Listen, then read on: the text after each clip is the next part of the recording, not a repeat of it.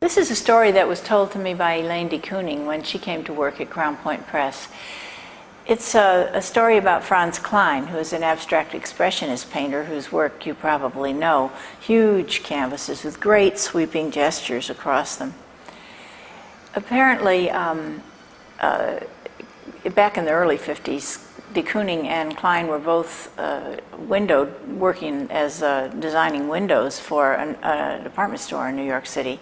And one evening they took the opaque projector home, borrowed it from the store, and they were in Kline's studio, and they were sticking up, projecting a lot of Kline's drawings, as de Kooning had suggested. The drawings apparently at that time were of fences and farms and rural scenes, and maybe also some of the L, things of that sort, structures, but figurative. And when they projected it, they suddenly saw something else.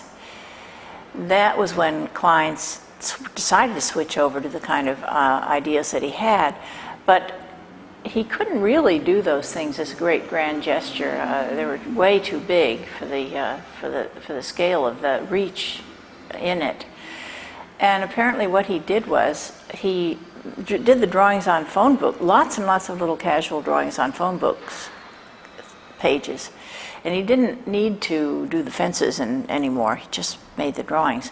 I have two of them here, reproductions of them. One of them is on the cover of the Guggenheim magazine.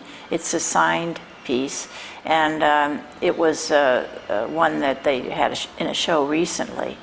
And the other one was picked up off the floor of Franz Kline's studio by Wayne Thiebaud, who was a friend of his back in the 50s.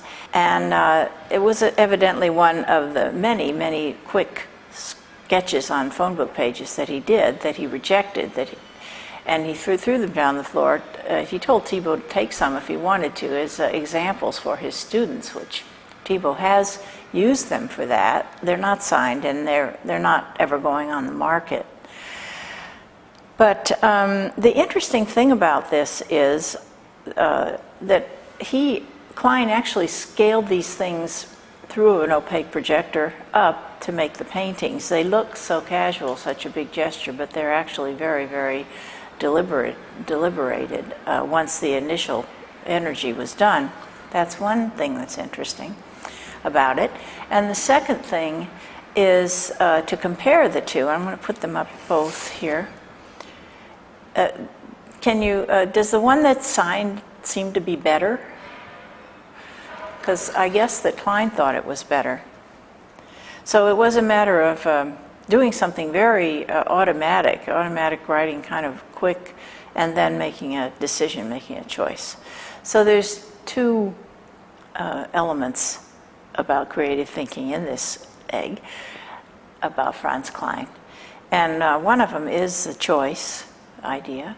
And the other is, how do you come on an idea to begin with? You have to be completely open to all kinds of things.